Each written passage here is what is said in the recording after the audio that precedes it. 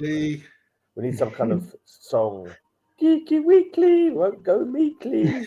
Yeah, I don't know. We need to come up with that. You know, I said I was working on a video. I'll give you a little I'll give you a little show of what I was working on. It's not very good. It's the really, really first minimal stages. But I need you two, Mark and Kyle, to send me some footage. I'll just show it to you a little what I've done so far. Comics, wit, and everything geeky. These were the ingredients chosen to create the perfect little geek. But Professor Utonium accidentally added an extra ingredient to the concoction. Chemical. Sexy. Thus, the Geeky Weekly Show were born using their ultra superpowers. Mark, Gray, and Kyle have dedicated their lives to fighting crime and the forces of evil. That's what I've got. That's actually pretty great. How come I haven't got an animated head or a, Oh, it's because Matilda hasn't drawn. Because I haven't got a picture of you with an animated head. I have to take a picture off your Facebook page. Like, if you got a picture of someone's drawn a cartoon of you, we can use that. But yeah, I have. Yeah, I've only got limited. That picture of me is actually. I've got a picture of me as Dennis the Menace. Okay. What was you saying, Carl, about your picture? No, I think you look better as a Powerpuff Girl, actually. That picture of me is actually from the cover of a book drawn by Rick Parker. I don't know. I got it somewhere off your page. Butthead. Yeah, that's what Rick Parker, who drew Beavis and Butthead from Marvel, that's what he did up in his book, Everyday Heroes. Right. I can't remember where I got it from, somewhere on your page. But yeah, I've only got limited bloody well software, so it's not really great. There's moving figures later where I can't get the heads to stick to the moving figures or anything like that. It's like, yeah. So that's what I thought maybe get some Matilda's more. drawn Wonder Man for me, but the only people that have drawn me have been Hillary drew me as a squid monster, and Rick Parker drew me, and Romeo Tango from DC Comics drew me. And I got this nice picture that Matilda's done for Cover Slingers this week. It's me as I thought I showed it yesterday, didn't I? I can't remember if I showed it yesterday. But yeah, you did. Yeah, it's good. I like that picture. What's everyone up to? Anyone got any new comics since yesterday when we last spoke? I mean, it seems unlikely. I've seen your. Yes, I got some today. Yeah, I got comics today. Actually, I went to the local comic shop. Cool. Yeah, is it very near to you? Some really cool ones. Where are you in Canada? What part of Canada are you in? I'm just in. I'm in a town called Vaughan. It's just outside of Toronto. Outside of where? Where was it? Toronto.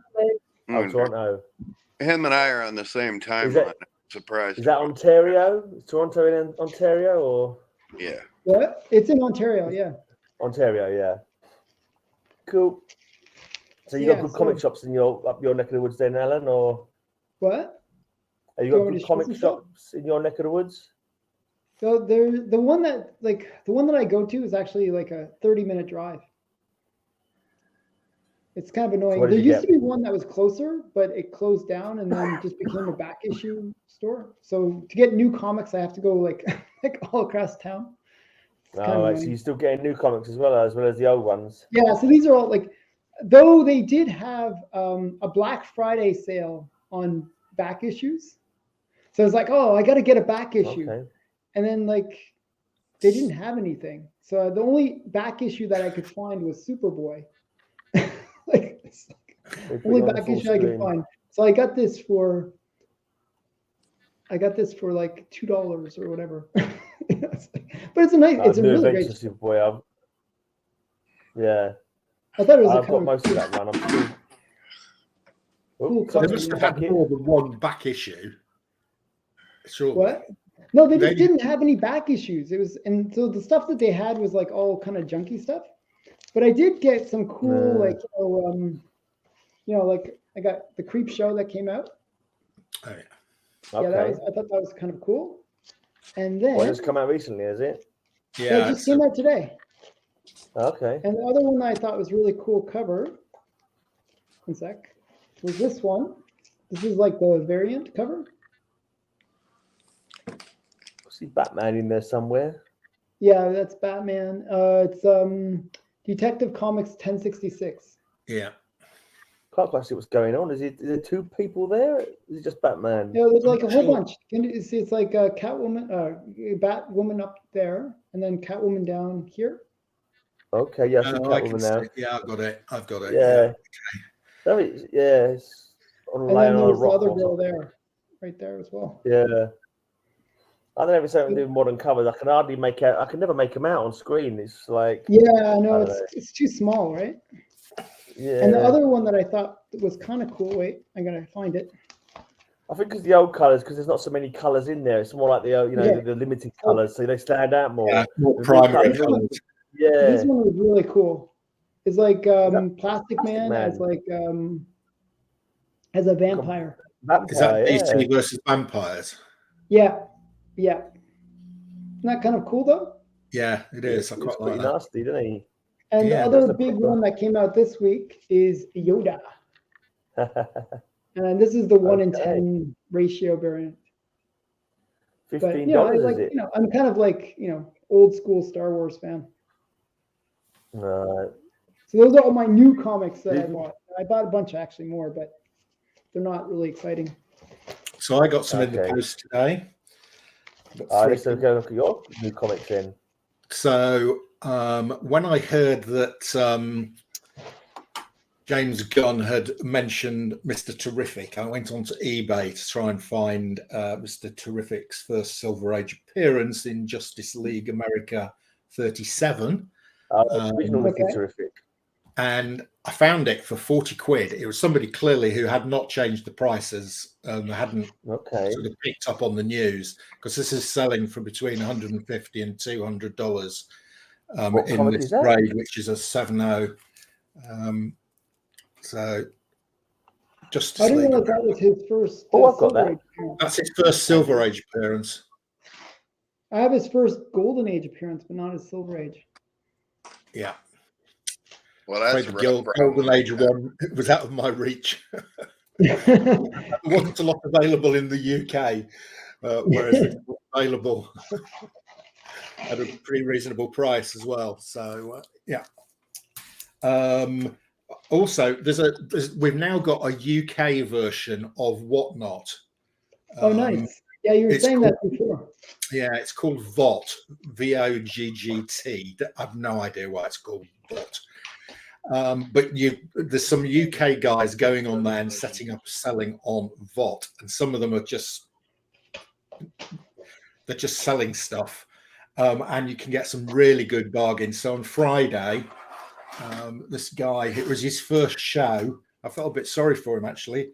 So he'd won this in some sort of competition, and I got it for 25 quid. Which is, Wow. Vampirella. Yeah, Vampirella Strikes. Michael Turner cover, 9.8. Fair market value is about $150. Wow. And then this one, I mean, I just couldn't believe it. He sort of put this up, which is an Amazing Spider-Man 78. And Nice. again, I got it for 25 quid. Oh, wow. It's like so cheap. The first Prowler. So is it just that nobody was bidding? Like it's just not. Yeah, there was about 8 people there, and they were wanting to spend £1 a comic. So when he Oh, my put, goodness. when he put up, something like that, which is, that's a sort of $150 £70-80 comic. Yeah. Once we hit 20 quid, nobody else was really playing. That's awesome.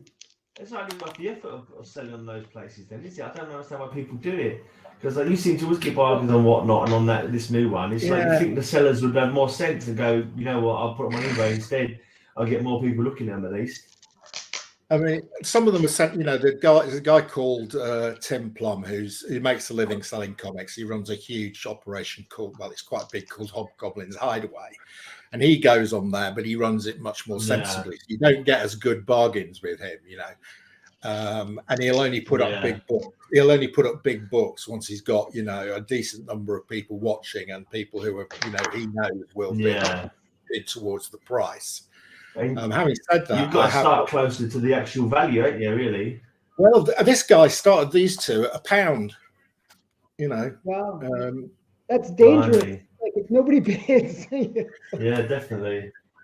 You know, I was on there again Very tonight, dangerous. and he got more people in. There was about, I think it was his second show tonight, and he got just before I was on here, and he got more people in, and things were going for a bit more sensible prices, but just still picked up a few little bargains.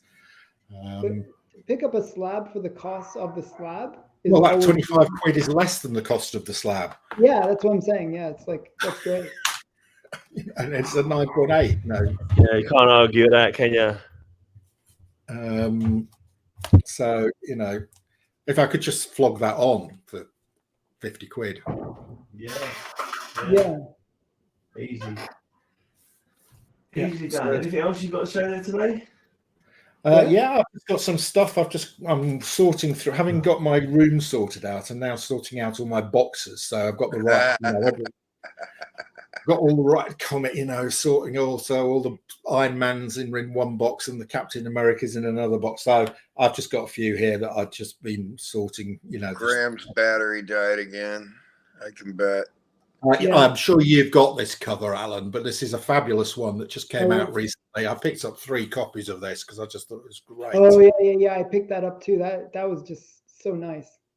Yeah, I'm a big Zatanna fan. You know. Yeah, I like Zatanna as well. So I actually got 3 copies of that because I just think, it's a fabulous Zatanna cover, isn't it? Yeah, we were bound, you know, at some stage we will get Zatanna in some sort of movie. By the way, I always wanted to tell you this. Like, since you've moved to your office kind of setting, why don't you like put something on the wall? This is still my office. Do you work from your office ever? Yeah, occasionally I do. Yeah. You're like retired, so you should be like, you know, even when I go on like meeting calls with my clients, my comics in the background, and sometimes I get clients that way. They think it's cool. So. I'm thinking of some great things that'll go up there once you get your painting frame. Yeah, but I've got to build something to hold them, and then you know, my chair's quite close to the wall, and it's not that convenient. Just another one that I had. I thought that picked this up recently. You probably got this. Hi. Hey, welcome to the show. This is a great Catwoman cover. I mean, you know, these Catwomans. There's some fantastic covers for Catwoman over the last couple of years. Yeah. And they just keep coming. What else have I got here? Just a couple of random ones. This is one of my complaints is we've got no funny books anymore. You know, we used to have books like this, you know, not Act and Plop and, you know, but they don't exist anymore. A bit more human. Yeah. I'm not sure how popular they were. Yeah, nobody's doing funny books anymore. Yeah. I mean, everything's too serious nowadays. It's true. There's not much humor. It's all kind of, well, yeah. So you've got Deadpool. He can be quite silly, can't he? Yeah, but it's not a parody, is it? Well, it's sort of a parody, but it's more like parody humor, like the old Mad magazine, that kind of thing. Well, Mad's still going, isn't it? But yeah, Mad magazine is still going. Yeah. Did you get a chance to read all them old Mads that you got that time? Sorry. Remember you got a huge bunch of Mad magazines that time. I did have a huge bunch. In fact, they're in my office. Did you have a chance to go through them fully and like have a read of some? Or I have. I think they're great. Yes, I have. Actually, I just bought a couple more on eBay. There was they did a series of artist specials. So I found the Sergio Aragonés special from 1980. And I'm a big Sergio Aragonés fan, so I picked that up for £6.90. Hasn't arrived yet. And also the, you know, autograph coming to you too. Yeah, I know. I'm looking forward to that. And also they had you remember the Spy versus Spy series? Yeah. Proheus. Who's beeping and making weird wobbling noises? Alan just got a message. I'm back. So, sorry. And again, £6.90 for the Spy versus Spy special. So yeah, I quite like Mad magazine. Who's that? The other artist on Mad, Al Jaffe, was he called? Yeah, Al Jaffe. Yeah, he was good Al as well. Jaffe was like He had some great like art.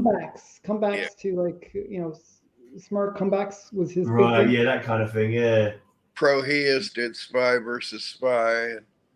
When I go up to the library, I'll pull out some of them books because Mark, apparently you collect paperbacks. I'm assuming. I've got a few of the paperbacks. Yeah. From when they first Alan came out. did Star Wars. Alan, do you have Splinter of the Mind's Eye? No, but I was just going to say that I have a huge Mad magazine collection. Have you got all of them? All like from the probably like mid 70s all the way up to the mid 90s. I used to get mad and cracked quite a bit when I was like a kid, but I never kept them in any good I have condition. all the books. I haven't got any of them anymore. They've all been in the bin long ago because I never looked after them. Same as all my Epic. I used to get Epic magazine. I had like a good couple of years of them, and they all went to pot as well because I didn't look after them. It's a shame. Never mind. Live and learn. Epic was expensive. Yeah, probably not super expensive, but I don't know. My dad used to pick it up for us. You got anything in today, Kyle? Anything new? Anything new? No. Not today. You've had a few big packages lately. This is your fallow period before they start coming in again. Check the mail, see if JM's package was in. Whose first pro paycheck came from Cracked, as you mentioned. So. Right. But I got that coming in whenever it gets here. I'm not worried about it. Last night, after I thought I was going to bed, I won this big old thick Batman thing from eBay. I went on a late night with Roscoe, and they did pick a number 1 to 50, and whoever picked the number, and I won that. Nice. So always nice. Big Batman thick book, and I figure I can just give that to my grandson. I'll show you what I've been reading because I did get some new letters, some new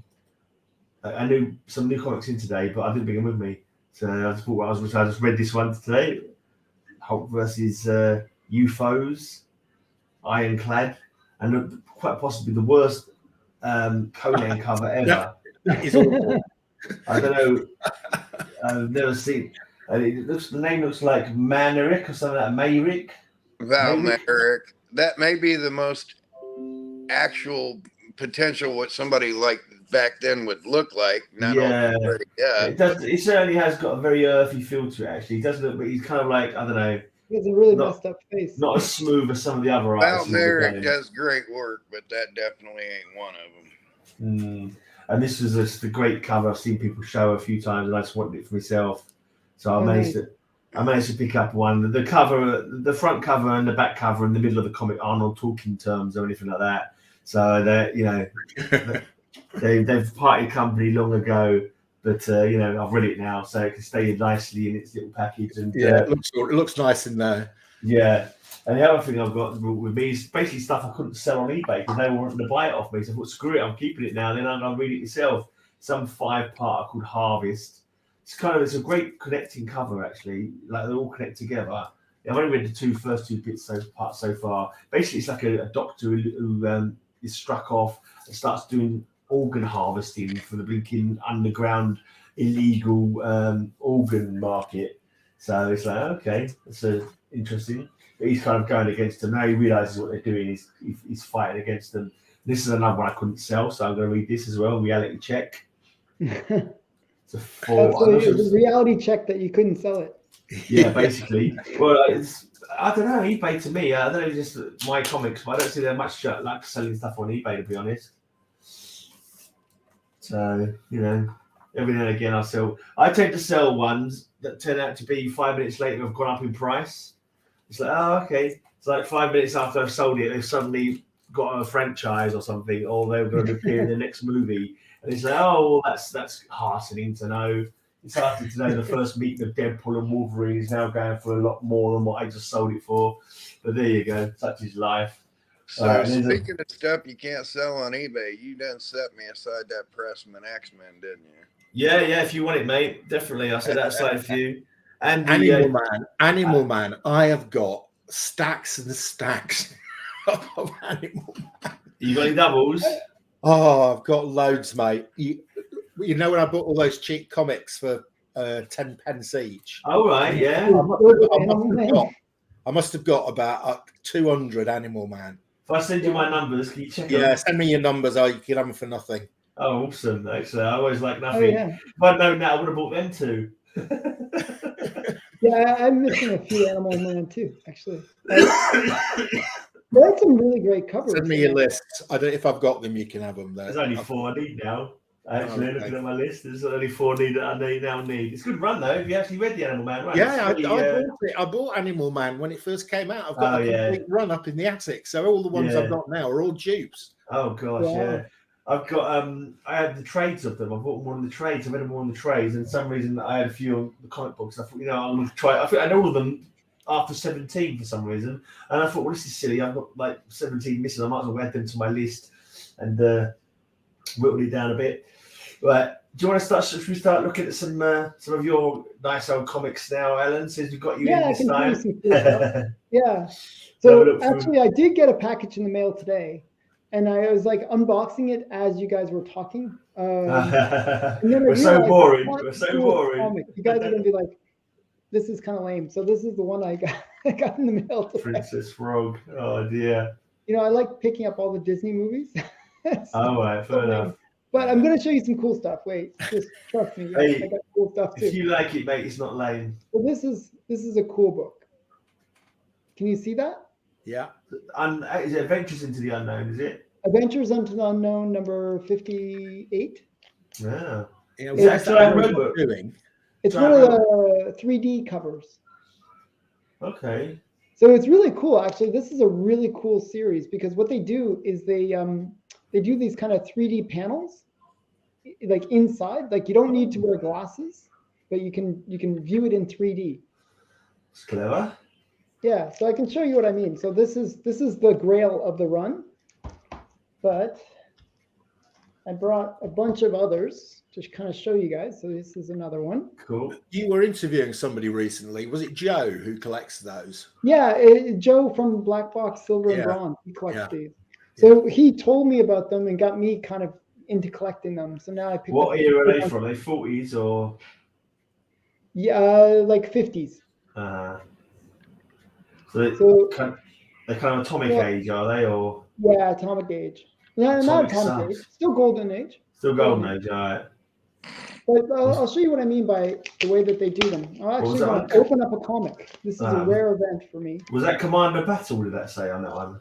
Yeah, this is like Commander Battle Atomic Sub. Okay. And then what you have inside. See how they do the ads, the pages. Yeah. The black borders, and then they kind of make the images pop. Okay. This one's quite unusual, isn't it? You don't see black borders like that ever. Yeah, this one's in really. I didn't realize the spine was completely split. Were these expensive, Alan? Are these expensive comics? I've never seen them before. So the one that I showed first is probably about $600 comic. Oof. Yeah, worth a bit then. These other ones go for anywhere, even in low grade like this, they go for about $50 to $100. Wow. And for higher grade, they go for bigger money, obviously. Hello, Kaz. But they're really quite cool. Like the way that I noticed even the ads inside the comics were done with the 3D effect, which is kind of crazy. Why even did the ads with 3D? Well, I suppose if you've got a gimmick, you might as well use it. So yeah, so then actually I picked up this one recently as well. Right. Jughead #1. Jughead. So it's kind of funny because this is the Canadian edition. And I have 2 copies of this now. Because what happened was I picked up one, and at the time when I picked it up, it was the only graded copy. So I was like, oh, okay. It was a low grade. It was like a 0.5. Yeah. It was missing like the centerfold, but it presented well. So I was like, then somebody else had an auction, like put it up on the listing, and then it was for auction, and I actually won this cheaper than the 0.5. So then you somebody now else own got the it only graded. 2 graded copies of that comic. No, then somebody else got it graded, and they had like a 9.0 copy. So there's 3 graded copies. I own 2 of the graded copies. So you need to send your thugs over to discourage him from stealing your niche. Because I think you'll find that I'm the only one who owns graded copies. Is there anything special about it? Is it the first appearance of somebody or? No. It's just Dale Davis approved. Oh, one sec here. I'm just trying to prevent that call from going through. The debt collectors are after him. This is another cool one I got just recently. This just came in the mail a couple days ago. That's the people trying to find out where their money is for those comic books. That check you sent us bounced. Yeah, isn't that, I don't know. I thought it was kind of cool. I like these 3D comics. Biggie Shack's making fun of me with that Dale Davis approved. He's a pro basketball player, old friend of mine. Okay. I went on Roscoe's show last night, but this one's family friendly, so I can't go in on it. Okay, fair enough. But this is like Alf Elstein. Do you like Alf? That's a cool one. And then. And so with yours, you've got so many comics that a lot of us have never even heard or seen, or Oh, really? You never heard of that? Yeah, definitely. Yeah, I mean, this one is kind of a major book. Have you heard of this one? Oh, is that the Harley Quinn? That's the first. This is the first appearance of Harley Quinn. Right, she was the love interest, or she loved Green Lantern, didn't she? She pretended to be a supervillain just so she could fight with Green Lantern. Yeah, that was a crazy story. Which is kind of like the Golden Age version of Harley Quinn. Yeah. But didn't she end up being the mother of his children, Obsidian and Jade?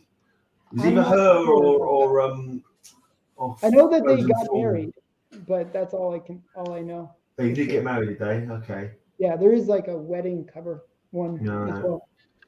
So, Gray, you're going to be able to tell me about this. So I picked up, I can't remember if it was a World's Finest or in Justice League America, and there's a picture of Harvey Dent's daughter.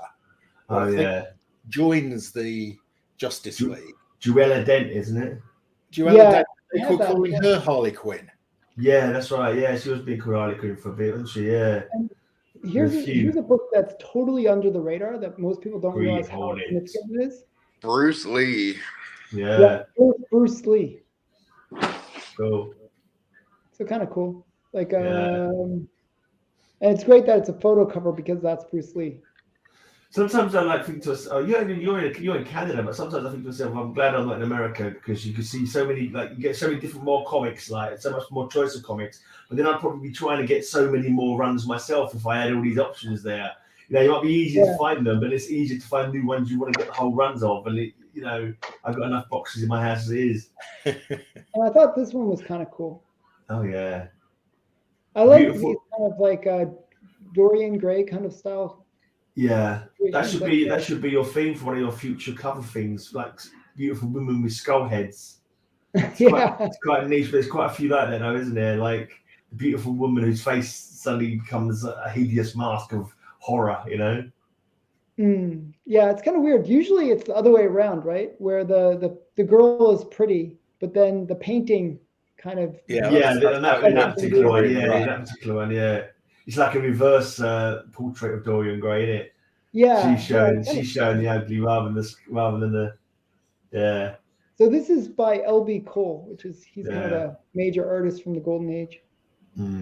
Or maybe that's like showing us that she's ugly, but maybe she's cast the glamour over him, so he sees her as that. That's why he's painted her as that. But us looking out, we can see that she's actually a monster. It's cool anyway. I'm not sure if you've ever heard of this one. International Comics. This is actually a major book. Like I learned about it on some other channel. I forget the guy's channel, but when I heard about the story behind this book, I realized, wow, I got to get this book. This is International Comics number 4, and basically what happened was EC, it didn't really know what to do. It didn't know if it should do children's stuff, superhero, romance.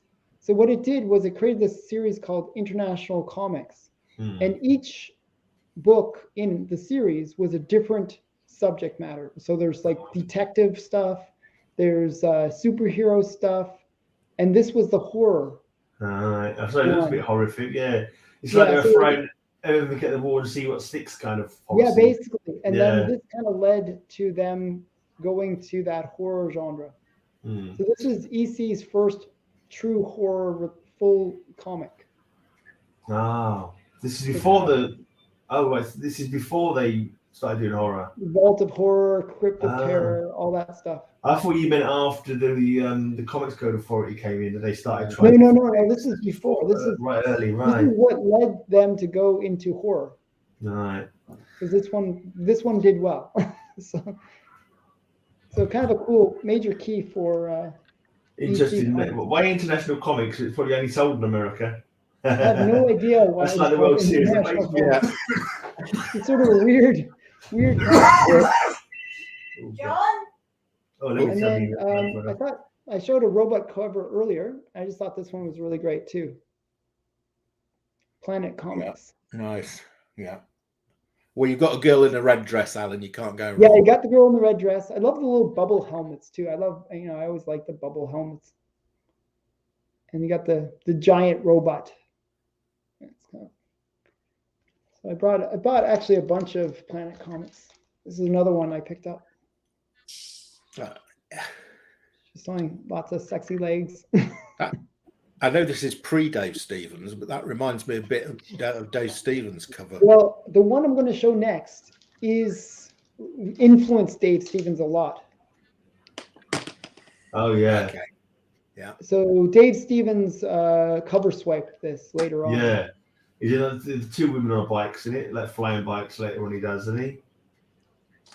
Yeah. Is that Dave it's, Stevens? It's called it's Planet Comics #1. That Dave Stevens did. That's a later book.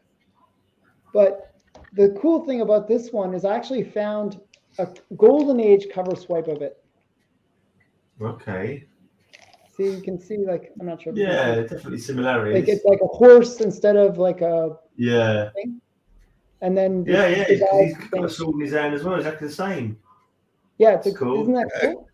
Yeah, that is cool. Which came first? This one came first. Oh, And then, cool. so they're both from the same company. It's just I guess they're getting lazy or something. Yeah, just Homage reutilize themselves, examples. yeah. So I thought that was kind of interesting. But that And then I figured I'd show this one. I haven't shown this one for a while, so I figured I'd show Miss it. Fury. This is Alex Schomburg art. Nice. That's a nice cover. Yeah. I just Somebody else her showed me. legs just are incredibly long. If you look at them. They are a bit. But it's just a really great action cover because she's like swooping down and like knocking 3 guys out in one swoop. That is the one that you beat me with when we did a cover challenge. Yeah, it is. Gray gave you a 10 for that. think it was I don't remember it. I think it was like Yeah. what was it? Like punching or whacking or something? Fight covers. Yeah. Like, That's Tart Mills, right? Tart Mills. Tarpit Mills is the writer. Yeah. So, Yeah, right. and then I brought some It was smashing. Smash. Yeah, that's right. Smashing, Smash. okay. I brought some. Fight comics. Yeah. She's going for a spin. She tried to have a spinning wheel. Oh no, she's on a propeller. She's on a propeller for airplane.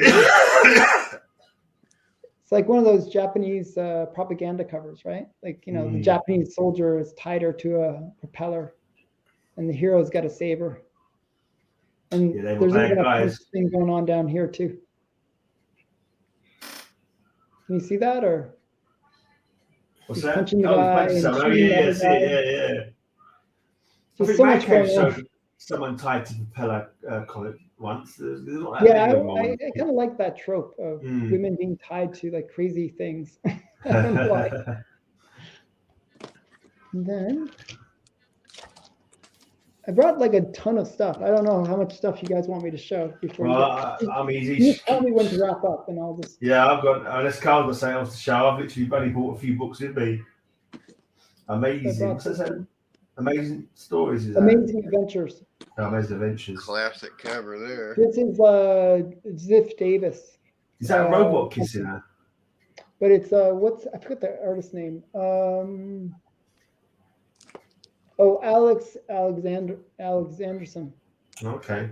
Is she being kissed by a robot? Alex Anderson. Sorry. Is that a robot that's kissing her? Yeah, it's a robot kissing her. It's a very famous robot cover. Okay. That one in the back looks like Greedo from Star Wars. I know. He's got like this little it's like a little alien guy on a spaceship or like a little space thingy. Adonis. What's that? Adonis 296.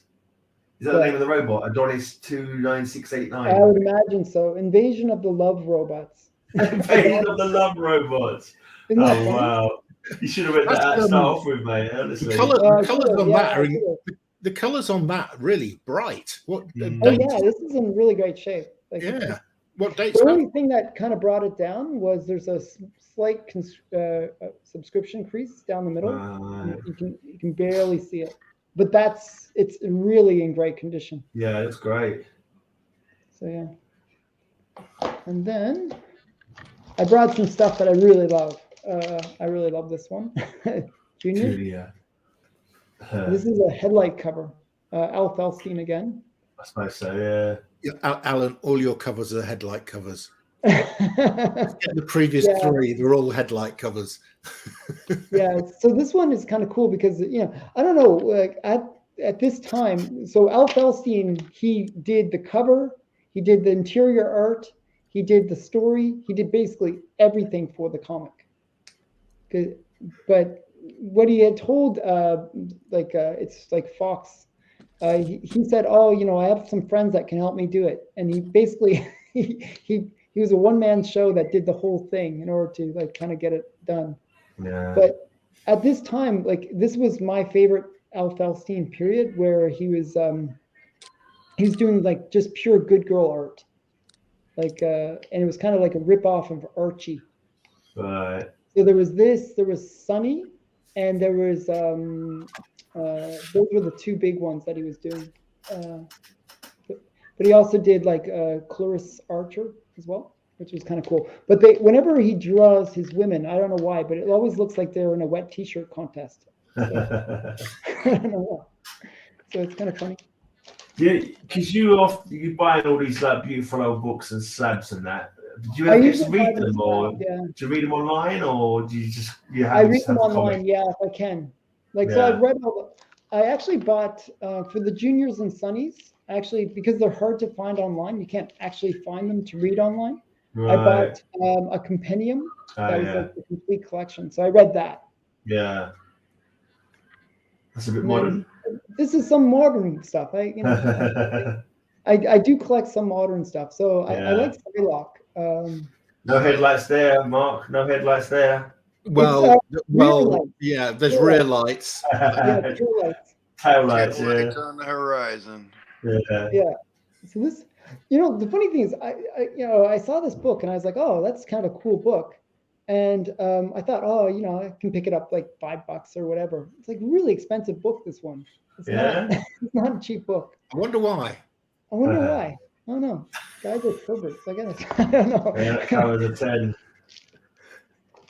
So and then I got this one, another LB Terrifying Tales. That's got some great colors in it, isn't it? Yeah, I just completed this run, so I was quite happy.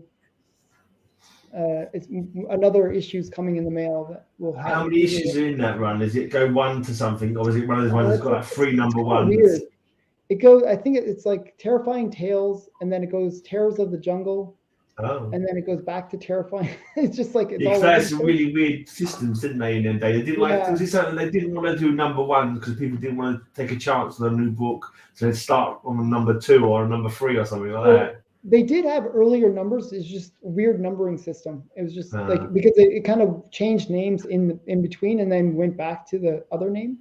But I think it went up to 20. I think it's like 20 some odd issues, like 25. I think. So it wasn't that many.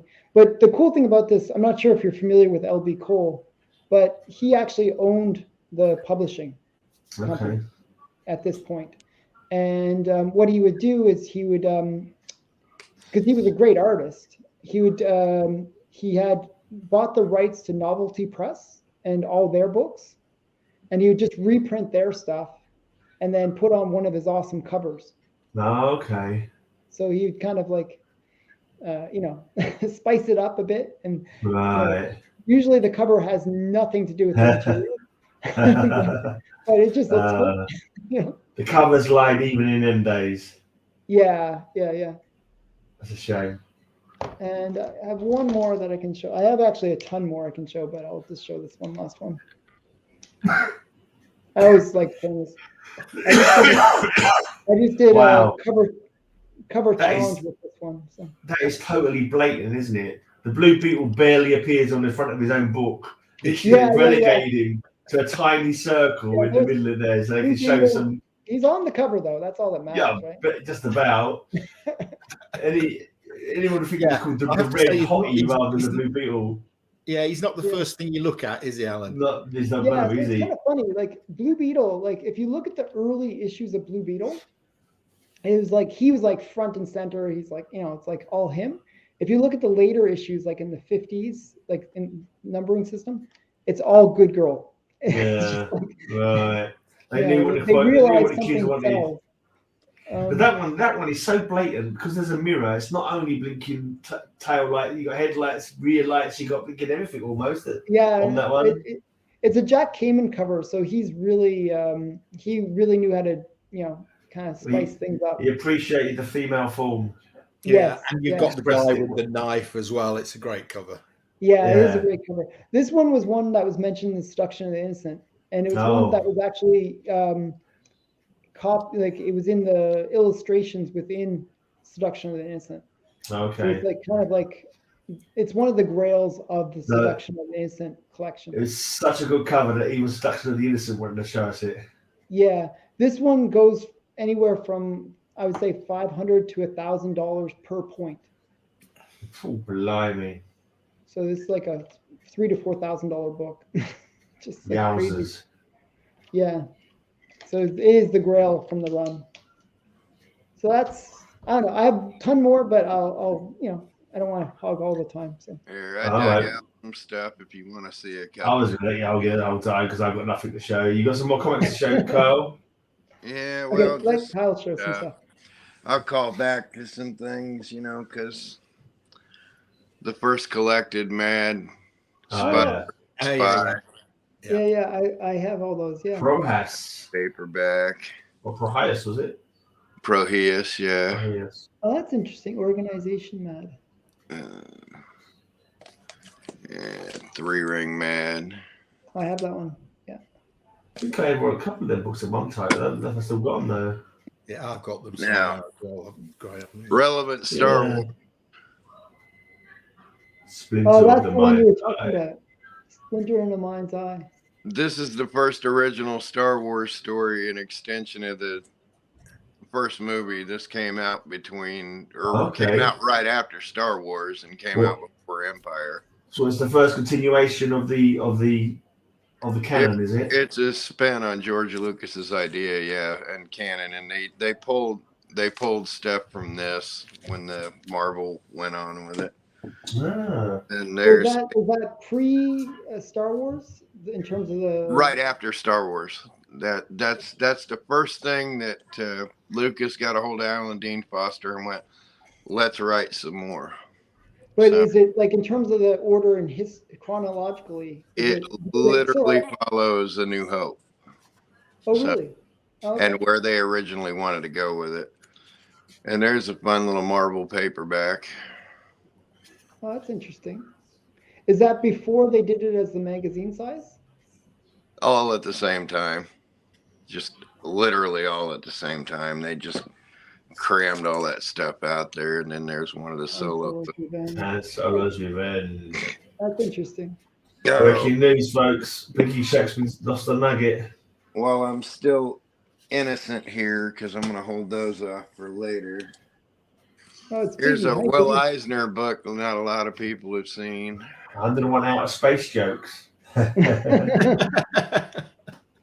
Did you actually count to make sure there was 101 jokes inside? Yeah. That's actually a page with that. How about everything. Archie. Everything's Archie. America's #1 favorite first time in book form. First Archie. What was that? Was it Sugar Sugar their song? Yeah. Then just some of these randomly stuck in there. I had no idea that was the song by the comic book. I remember the song. I think Mum might have had a single of it when we were kids. Sugar Sugar is actually from Archie? Apparently, yeah, it was actually brought Well, out. it's the band that was called the Archies, and they. Oh, okay. I thought it was done in conjunction with because the Yeah, Archies it was. You watched the video of it, and they actually just recycled them going around. Nice little stand blurb back there. Then about the only digest I have left, since I sent most of them to Graham. Joe. One. So inside, is it like a comic or is it a story, like text? This is literally the comics. It's just shrunk. It's just shrunken. They're just harder to read versions of the comics. That one's the silent issue, just shrunk down. Yeah, I like the silent issue. It's quicker to read anyway. My paperback books, I love this. Soon to be a motion picture. Wow. Peter David. Oh, that's cool. So, you're for the Matrix until they both work together, I think you're saying there. Then got some things from Spain, good girl art. I'm gonna hold this back a little bit. Oh, Hessa. But yeah, there's straight up boobies there. So it's a spy comic book, but there was some bad girls. Reminds me of Ilsa. Yeah. Here's some good girls. She-Wolf of the SS. Yeah. That's a great series. There's a Wonder Story annual. That's cool. Is that a pulp? Yeah, it's a pulp from the late 40s, early 50s. Cool. And then just for fun, we look at the idea of bullet trains. Science and invention. Years before they came out. This is 1931. Wow. And do they have like a propeller? Yeah. It's really funny. Just scientific ideas, thinking of advanced scientific ideas. Bullet train with a propeller on it and stuff. Oh, dear. And then this one, for those that occasionally like their minds blown. The Cosmopolitan from September of 1893. Wow. And there's an illustrated Mark Twain story in there. Oh, Mark nice. Twain original. And who's the signature? I saw a signature at the top. Whoever owned it back then. What if that's like? I always thought, wouldn't it be cool if you get like some random like kid that signed it, but it's like, you know, some famous person in there. Okay, famous later on, yeah. Scott Harris King has one of those particularly infamous books. The Classic Comic Collector. He got a book and it had some kid scribbling on top that said Dennis Kitchen, and it actually spelled it DENIS instead of two N's. And he got with Dennis Kitchen, and Dennis Kitchen's like, yeah, that was my childhood book. That literally was my childhood book. You got a book. Original. What is that Cosmopolitan? Is it just like stories? Yeah. Articles as well, or? Well, it's stories, and some of them are illustrated. And like I said, I was reading my mum's copy of that because it had the sex now, pages isn't in it? Do what? Is it actually the same Cosmopolitan? Isn't it the same Cosmopolitan as the one that's running now? No. No. Oh, okay. No. It's not the same one. Okay.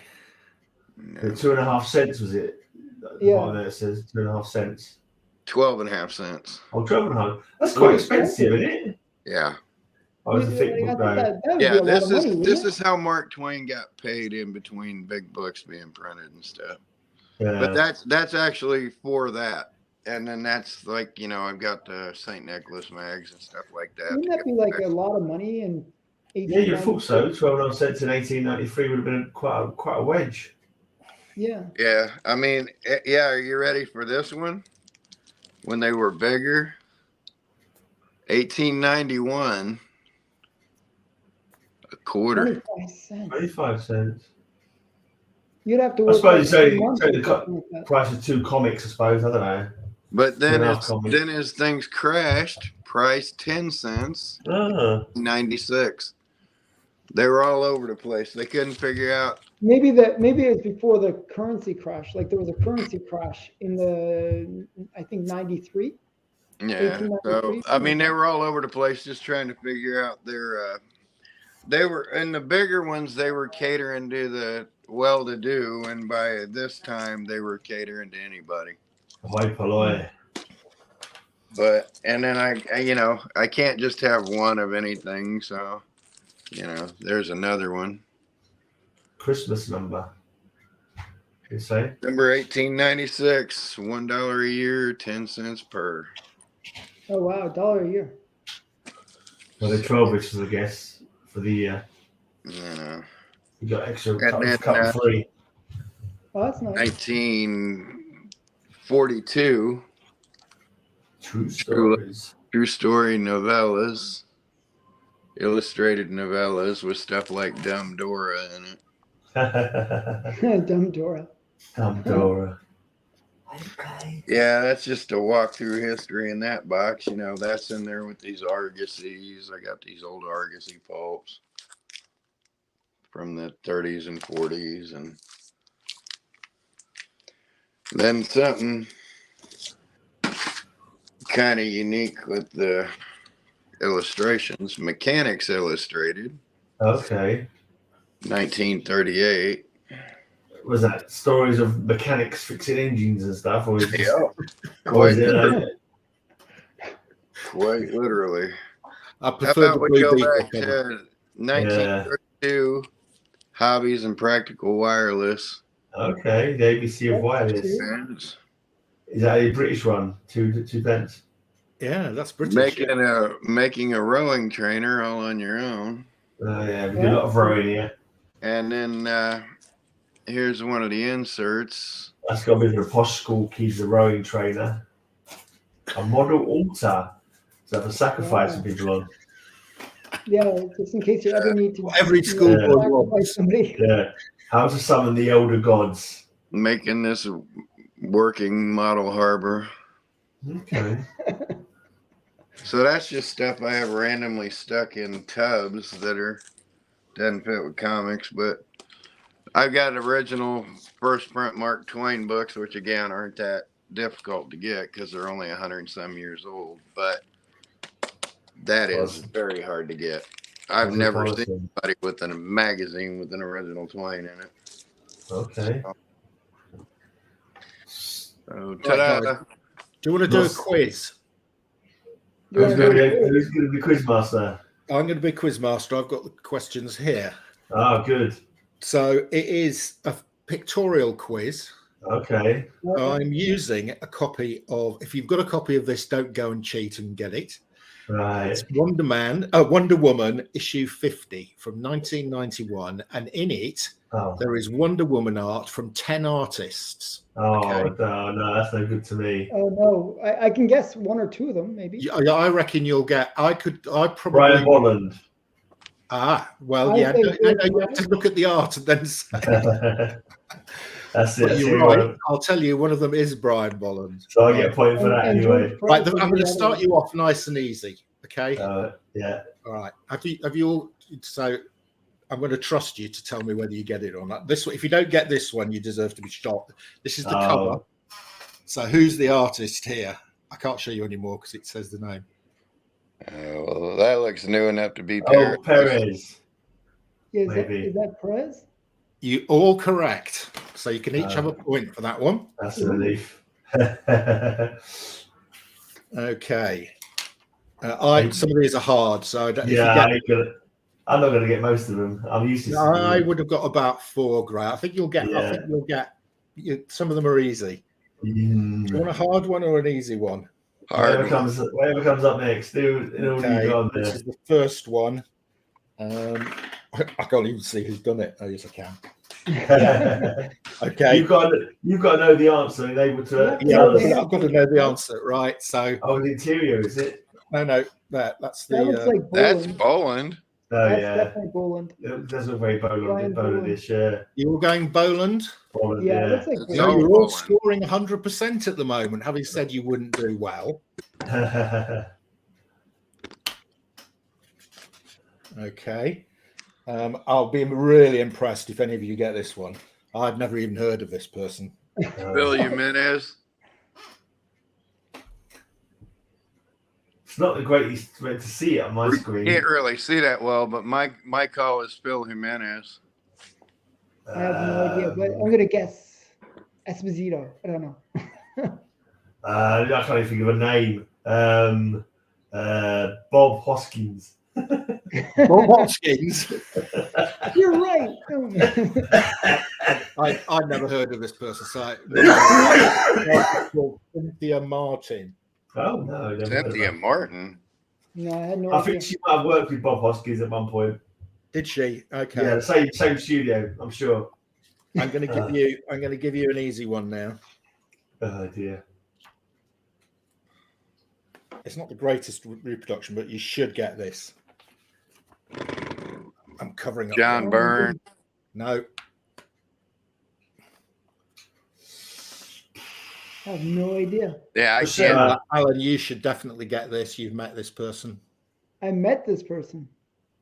Oh no, you haven't. Sorry, no, this isn't him. That's a good clue. That wasn't a clue. Somebody you haven't met, Alan. Somebody I How haven't is it met. now? Thanks for narrowing it That down. narrows it down to like 8 billion people. Cool. I haven't met Gandhi, so I don't know. Yeah. You're going to kick yourselves. Is it a woman artist? No. Adam Hughes. How about that? Yes. Well done, Alan. You're the one who gets the Kind point of looks for that. like his style. So Because he knew that because he hadn't met him. Because he gave him a big clue there. Because he knows the people he hasn't met. So we don't know who he hasn't met. So we couldn't possibly guess that. yeah, you guys were at a disadvantage. Yeah, massive disadvantage. There you go. I can't even think of names, let alone like. Okay, that's Byrne probably. No. The legs are a bit funny, aren't they? What's with her legs? Her legs look like little kid legs. It's like such a messed up That's drawing. that's just not carrying no matter what that is. I did mention this is. I'll give you a clue. It's a female artist, and I did mention her when we were talking about Not Brandak. Marie really? Severin did that? Yeah. Marie Severin did that? Wow, she should be Yeah. banned. That's terrible. I'm giving that to Kyle. Yeah, I don't know. It's certainly not me. Yeah, that wasn't clean enough to be Ramona Fredon, so. Right, if you don't get this one, guys, I expect you all to get this one. Oh gosh, I hate the pressure. Oh, is that Sergio Aragonés? Yeah, it could be. Sergio Aragonés. Man, I don't care how much you have, how many copies of that. If you don't unfold that damn spine, I'm gonna go through the screen. Unfold that damn spine.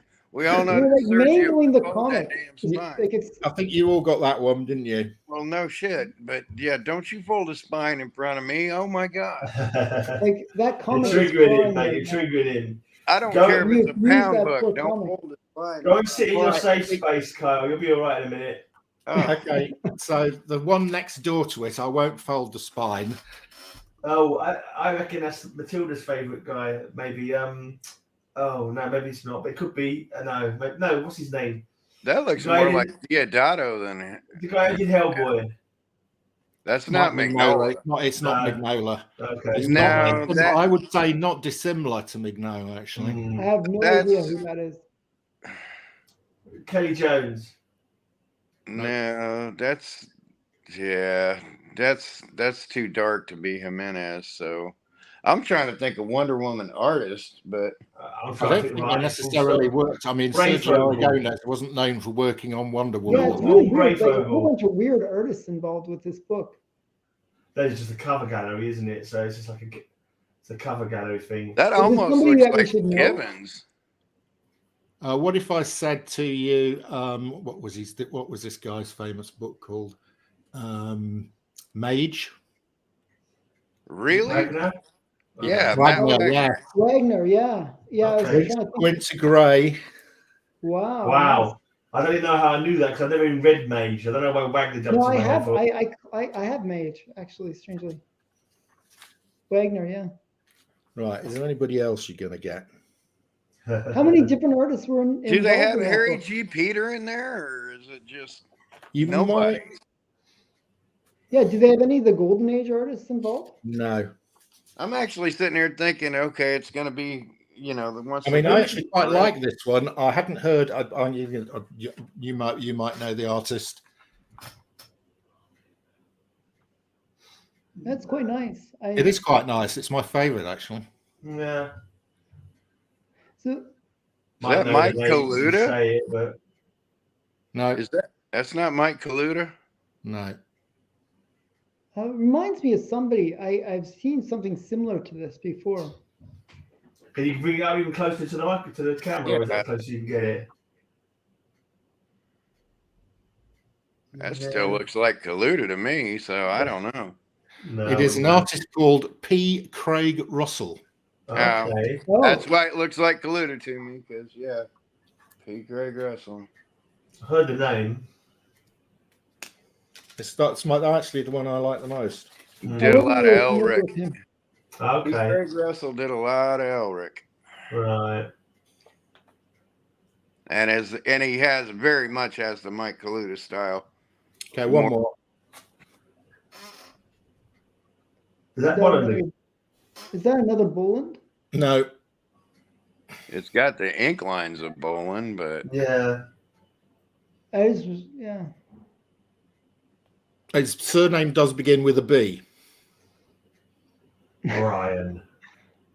Brent. Brannigan. Baxter. Bobby. yeah. Baker. An artist called Chris Bacalo. Oh God, no, they've never got that in a million years. Yeah. Not even trying to guess every single surname given. I had a group of monkeys typing at a typewriter. Yeah, an infinite number of monkeys couldn't have worked that one out. Well, I'm delighted to say it's a three-way tie. You all got 4. Oh, did we? Okay. Oh, really? Wow, we did better than we thought. I think an infinite number of monkeys with typewriters would have typed up Shakespeare before they got that guy's name, personally. I'm a little frazzled because I'm sitting here checking off Wonder Woman artists in my head thinking, all right, I'm going to nail that genre. I'm going to nail that timeline. And none of them. That was quite a good. Here's the list on the front page of the. Yeah, that was quite a good thing, Carl. You got this, Mark. You have to do one of them every week now from now on. Yeah, don't mangle comics in the process, though. Yeah, don't trigger Not Carl in my from- presence, dude. Don't trigger God, Carl no. in this process. Though. You have to Unless get some- it's actually in tatters and you're using it for a decoupage or something, then I don't care. But if it's a normal book, don't you dare pull the spine. Well, I am building a stack of comics to give to Gray when I see him. For Oh, so you're So like, all the mangled ones because I go know Grey was Well, away. see, you're gonna make your wife happy because you'll just take 2 long boxes full of stuff like Animal Man and just be like, "Look what's leaving the house, honey." And it's not Yeah, that's cool. Are you going to the mark on Sunday? I don't know. It depends on there's potentially a tube strike. Oh, really? Yeah. Oh, yeah. Well, I'm not sure whether they haven't fully confirmed it yet. If there isn't one, yes, I am. Okay, because I'm kind of like myself because I've got no bloody no money, so I was like, do I really want to go? Just maybe. Well, I'll let you know. Well, you can go I need hook to up know if you're with going, him. Gray, because I've got a stack of comics for you. All right. Well, if you're going to go there, if the trains are on, you're going to bring a stack of comics. I'll definitely be there. Go with him, They won't meet cost up, you anything either. They'll be free. Awesome. grab that box of Animal Man, and take all the duplicates and sell them for. So like in the Chinese bird, twisting that comic spine as well. Like, this is from Kal-El for messing with that comic spine. Now, what I might do then, if you're definitely going to be If you going, weren't 5,000 miles away, I'd be throwing shit at you right now. Look, that spine is just as good as it was when we started. I know how to handle a comic. what I might do is go spend some money and then tell Lisa that that's her present to me for Christmas. Say, Lisa, I spent 50 quid. Give me 50 quid for these. That's your present to me for Christmas. Yeah, That's what we there normally you do anyway. But we're old farts and things like that, and there could be impressionable young children on here. Don't ever show impressionable young children a full. Had to bend the spine. I've got to admit, I don't know if it was that bad a bend, to be honest, but I'm a little bit kind of I don't know. thinking folding a page over like that when I've read it before. I've read comics in the bath sometimes. You know what I mean? It's like I did too when I was 12. Yeah, but I've still got that. I've still got that freaking kid mentality, then, didn't I? Because that's how I read them back in the day. So I don't think of comic books as they are. A lot of them are super expensive. Yeah, they make me scared. I'm scared to read my blinking first Moon Knight. Once I've defined a comic, I will define a comic as a reader, and once I've defined it as a reader, that's it. It's reading. Yeah, I'm not. This is a reader copy. All of my comics are readers, no matter the condition. He still don't hold the damn spine. But why not? It's my comic. Mark treats his comics like he treats his women, mate. You got to remember that. Pull off the covers. The problem is most of them are keepers, so you can't really destroy their spines. He treats his to quote Mort Flashheart, he treats his kite like he treats his women. Yeah, right. Day and takes them off to heaven and back. Yeah, that's it. Oh dear. Man, come on now, all us OCD weirdos and things like that. There's just that's nails on a chalkboard to me. Yeah, I know what you mean. That's can be stuff like that. And you just did a video on like the glued spines and how but that's different. Those are comics that I want to preserve and I want to improve. You could press that out if need be, but again, you just don't automatically go, well, I'll just torture it. I used to take comics into work, like when I was working, I'd read them in my lunchtime and that. And one time, the cleaning manager came in to talk to the cleaner. She took one of my comics, folded it into like 6 and stuffed it as a doorway down to the door. So I wedged the door open.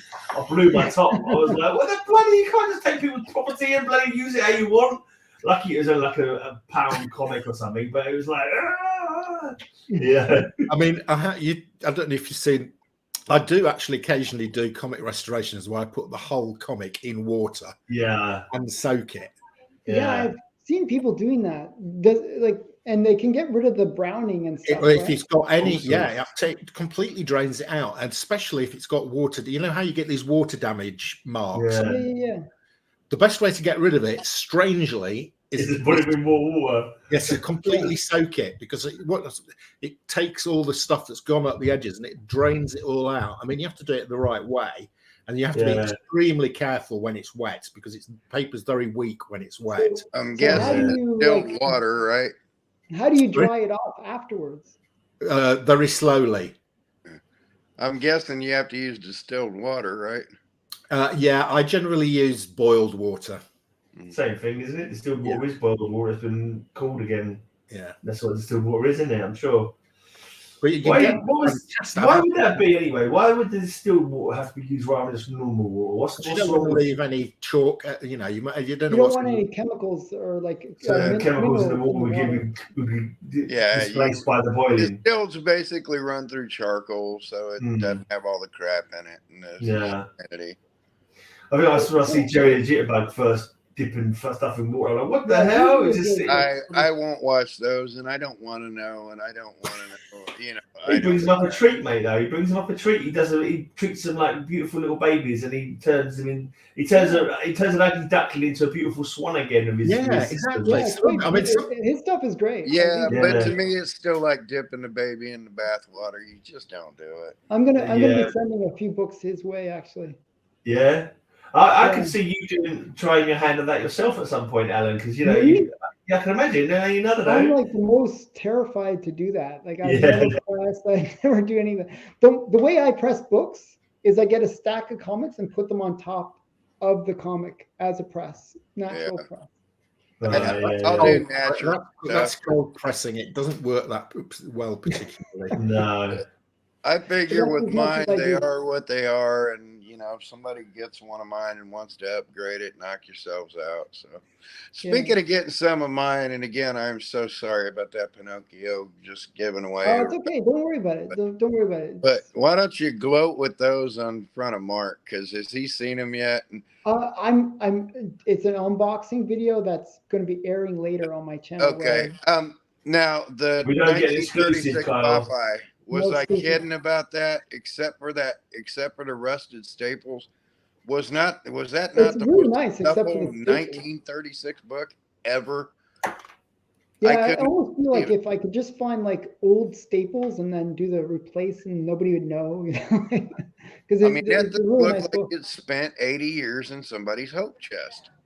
Hmm. Now, it wasn't covered, so the staples aged. But when with those old linens, when this bubbly, it's kind of pocked paper, and Mhm. most of that's just worn flat and smooth. That thing, it's like braille. I mean, you can actually like read off Yeah, of it. it's in really good condition. It's just the staples are kind of rusted. Yeah. I mean, I think I said it before, but I just can't understand why staples. Who gives a toss? Put some new staples in. Why does it even matter? They're not. It's not the comic book. It's not the cover. It's not the blinking reading part of it. It's not the paper. It's just the staples that hold it together. Who gives a toss of the original staples or not? I think it's ridiculous. I do. I mean, people have paid like $1,000 for this staple from Action One or the little corner box. Yeah. Some people have got more money than sense, mate. Also, if you do it well enough, great. As long as you get staples from a comic of the equivalent age, and I think Jerry does this. He will keep staples from one Roger's comic done it as from the well. 1950s from Yeah. DC. Yeah. And then if he's got some rusted ones, he'll take the rusted ones off, and then he'll put the staples back from the same era of comic. Put them in. Who's going to know? You're not going to know. Who's going to care? It's not like people are going, oh, studying the staples. Oh, I bought this $1,000 book. Oh, these staples, they're so cool.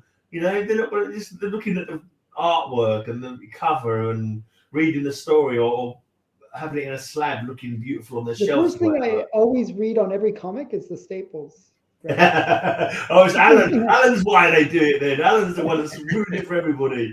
Yeah, Alan never goes, ooh, look at that lovely lady in the red dress. He goes, ooh, look at those nice staples. Okay, Biggie Shack, what bullshit am I playing? Biggie Shack says something in a thread about don't play that bullshit. What bullshit am I playing?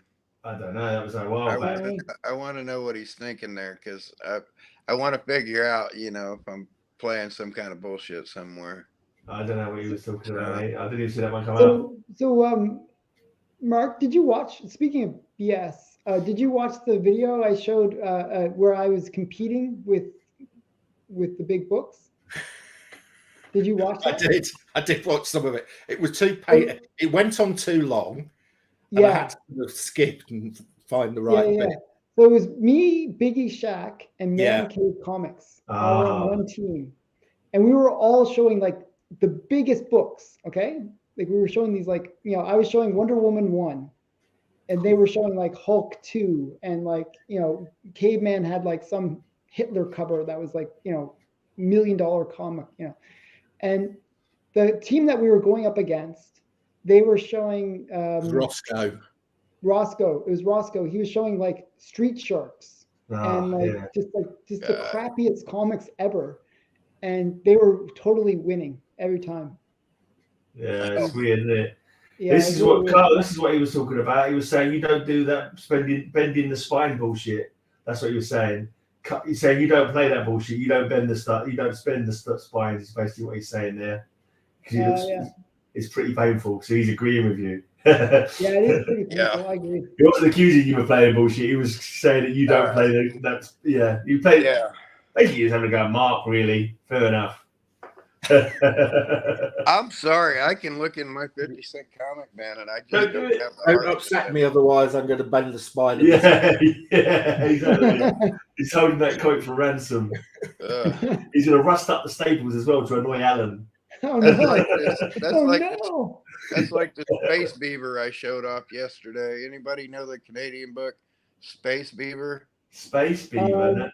I have Beaver Comics, which is an interesting one. Is it an actual beaver or is it like Space Beaver is an 80s Canadian independent comic book written, drawn, and created by Derek Robertson from The Boys. Okay. Is it actually a furry mammal or is it slang for... It's exactly what you think it is. It's a fuzzy beaver that kind of looks like Roscoe with lasers and stuff like that. Okay. So, but it was Derek Robertson's first professional work and it was his own creation. Okay, I don't even know who he is, to be honest. Well, if Right, you got any boys. copies of The Boys, you know who he is. You did The Boys? He did Yeah, the the yeah, guy- did the art on the boys. He did the art, yeah. Okay. Yeah, I remember Garth Ennis. I forgot about him. I've got his stuff from when he was a kid. So Okay. Cool. just one of them random obscuras. When I go back upstairs, I'll pull that one out because it's a must own. If you like The Boys, if you like having creators' first works, you know, Derek Ross is a good one. You're saying Roscoe was more charming than you guys, apparently. That's why you didn't win. Well, they're kids, you know. They get the kids vote. Yeah, they just get their mates to vote for them, don't they? That's the thing. That does happen. Us old farts get on here and you can hear us yelling, "Get off my damn lawn!" Yeah, I was going to say something like you do your price variance used to, and I always see Mark's one come up, and I never see Alan's one come up. So I'm always watching your one, and you say, "Oh, watch Alan's one," and I never get a Mark always for it. posts before I post mine. Yeah, and I seem to always miss I your posted one. at 4:30 on a Monday. So I post in your time, it would be like 4:45. Okay, so mine's up a quarter of an hour earlier, is it? I never see the. I don't think I'm. Like Yeah, if my you go into channel, the I always post at description, the same right, I time. always put a link in there. Yeah, actually, I just thought I'm gonna make sure that I've got the link for Alan on description for this this stream as well. I'm sure there's already only 4 people watching anyway. I'm sure there's all sub to him. I'm still trying to figure out what to do. I mean, I'm disabled and can't get my stuff done, but I was on shows yesterday for like 7 hours. You do like a stream, mate. Honestly, you do enjoy a good chat with people. Well, yeah, Why not? I Indeed. go around the world and chat with people. You know, as long as you don't wear yourself out, mate, when you regular Geeky Weekly spot, you know, you can't be having that. So wore out. We want exclusive. We want Kal-El exclusivity, please, if you don't mind. We don't want you wearing yourself out on other streams. You know? And unless there's going to be a problem with this upcoming mark, like if there's a tube strike or something, it may affect it. But if the mark goes off without a hitch, you may want to go because Mick Jones is going to be there. My guy is going to go talk to him specifically about coming on.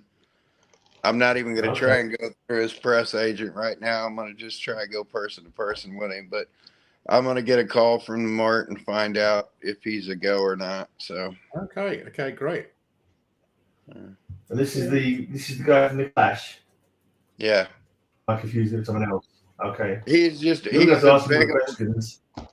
a big old comic book nerd. He'll talk Beano and 2000 AD all day long. So, have you got many of the old UK humour books, Mark? I've got a few, but I'm not a big collector of the UK Beanos and Dandy. I mean, I used to get them as a kid. I've got fond memories. And my Christmas present every year was always the Beano and Dandy annuals. It always used to be in my... I still can't believe that Beano #1 sold so cheap. That was a really beat up copy. Yeah. Again, how many are there? It was it's all paper. Yeah, I know, but a decent one sold the month before for 15,000. Again, was it just mass printed, or is that why? Or sorry, was it just mass printed? So there's still lots of copies of it, or no? I don't think there's many copies of it. No, it's getting mass printed. And it's Heritage have had a couple recently, and they've gone pretty. You know, they've gone for sort of biggish money.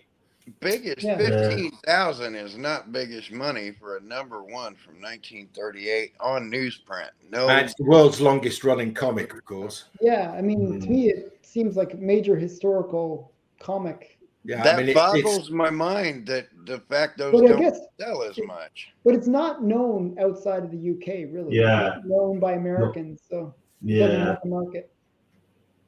That's like that Mickey Mouse #2 that you're about to get, Mark. That boggles my mind that's Disneyana, that's Mickey Mouse. Beano is so unknown in America, they had to make their own Dennis the Menace. It looks completely different to the Lincoln proper Dennis the Menace. Some blonde kid, some little blonde punk. They tell Dennis the Menace has got black curly hair and a dog called Nasha, and that's it. Like, you know. Don't poke the bear with this one, because I'll come back with Palmer Cox's brownies. Give me. Yeah, I mean, it's the same reason that, you know, I mean, you can't even get Americans to understand that a pence version of it's worth a lot more. Spider-Man is 100 times rarer, and yet they won't pay as much money for it. Yeah, well, one day they'll learn. I'm going to still focus on picking them up personally. Yeah. One day they'll learn, and me and Mark will be a lot richer than we were. Well, the odd part to that is you have so many reprints and so many different things like that, and you have to be knowledgeable of what's the actual color first print, early press runs of those versus what's the black and white reprint, what's this, what's the Allen class. You got to be knowledgeable of all this. Yeah, I suppose so. Just a comparison of Beano against Spawn. I think Spawn is on what, 360 or something. Yeah. Beano is on 4,756 or something. Just to give you a sense. But it used to be weekly for most of its run, didn't it? Is it monthly now? Or is it still? It's less frequent. I think it's less frequent. Yeah, it might be bi-weekly. Action Comics too and DC Detective Comics is, you know, they're still running. You know. They're in the 1,000. They've done 1,000. Yeah. But just to give you that's how much Beano is like. I wish I'd kept my Nutty #1 for the first appearance of Banana Man. That might be worth a few quid now. Yeah. I used to have Nutty #1, but I mean, ones I remember is Monster Fun. Monster Fun was always cool with Frankenstein and characters like that. The Crazy Gang were always cool, and Cheeky Weekly, because this is kind of named after the Cheeky Weekly comic I used to have. There's Geeky Weekly because it's like, you know. Plug had his own comic for a while from the Bash Street Kids. That was quite fun. Yeah, he did. Yeah. But you know, and there's some serious collectors in the UK of those comics. Well, I imagine. I mean, it's probably like considered like a national treasure kind of like thing. I think that's a lot less probably nowadays, though. But that's what kind of saddens me, the fact that the comic industry in the UK is, other than 2000 AD, it's more or less dead, isn't it? It's come back a little bit recently with Rebellion taking over, buying a lot of old titles up. But not in any great way. What's like how many, like what's the distribution on like a Beano nowadays? Like, no idea. I've not even seen a Beano in the shop for ages, to be honest. But Beano and Dandy, they used to be the two longest running ones. I think they merged. I think they might have merged. No, Dandy came to an end. They just finished it. Oh wow. Did none of the characters go over to Beano? I don't know. Maybe they did. I think they did. I think Beryl the Peril may have gone over. And is that just because Dan, maybe Desperate Dan must still be going, surely? Yeah, maybe he did. Yeah. He was just fun. American comics have sort of taken over the market, or I don't know really, because you know, amongst kids, there's comics full stop aren't really that popular. Are comics for kids anymore? No, exactly. Comics aren't really for kids. Like, you know, whenever I go to the comic shop and I go like random hours. Yeah. It's always people my own age. Yeah. I don't think comics are for kids. So, you know, there's no funny comics anymore. You know, where's the SpongeBob was one of the last ones. But I think the kids like maybe like from their teens into the early 20s are buying anime. You know, they're buying the manga. Yeah, they are. Yeah, there's a lot of anime buyers. Yeah. I don't understand it myself. No, I like anime. Yeah. Yeah. I don't even read the right way, for God's sake. You got to read them backwards. That's enough for me to say no. I should say I don't get the mangas. I don't read the mangas. I just watch the cartoons. I do like the anime, so I think it's cool to have the book that kind of corresponds to that show. You know what I mean? Because there's a lot of great anime shows. I'm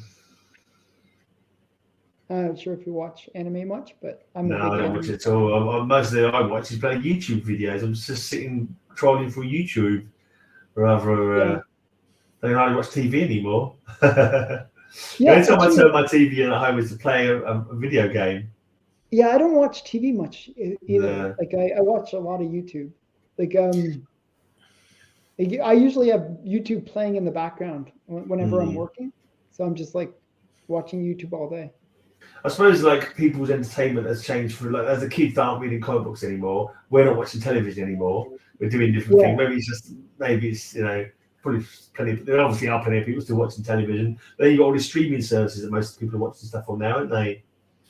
Yeah, but I actually don't really like most of the streaming services. Like Disney, you only watch it when a show comes out, like particularly like She-Hulk or WandaVision. They're all terrible anyways. No. And then Netflix is just really obnoxious too right now. Like it's just. I have Netflix and Amazon, and every time I think to myself, I watch something on Netflix and Amazon, I spend more time looking for something I'm going to watch than I actually spend watching the thing. So I go, that's not very good. Don't fancy that. And finally, you go, I'll watch this one, and after 5 minutes, you go, yeah, turn it off and go and watch a YouTube video instead. So with me, what happens is I watch with my wife and my kids, so it's like everybody doesn't want to watch whatever that other people want to watch. So like we never get to consensus. Yeah. We're gonna watch this. It's pretty annoying. It's like it's difficult. I like watching like documentaries and kind of like more intelligent stuff. The kids like to watch like stuff. Yeah, me and my girlfriend, we don't watch the same things really. She watches when she's in the kitchen, she watches something on the Kindle or something like that. She likes all detective programs, and every time she comes to let's find something to watch. She spends more time like, oh, I don't watch that. I don't fancy that. And finally, we find something. She's asleep by like the time the credits are even rolled. Yeah, you know what I mean? I just turn it off and put something else I want to watch on instead. I don't know what it is with women, but they love real crime. They, my wife really got into. I think they're planning. I think they're looking. What's the perfect way I can get away with it? I can sell all them comics. Sell all those comics finally. Yeah. Actually, I brought some more books to show if you want. Yeah, go for it. Yeah, definitely. We're just I figured I'd show some wrong more one. Yeah, go for it. I got this one recently. Oh, I've seen that. That's really good. Yeah. I really love this one. I think it's just so great. So yeah, you can kind of like almost. You can quite sort of tell like golden age, like when you hold one up more than what I mean. I just don't. What is it about them that looks different? Is it the art style's different, or is it? I think the art style is different.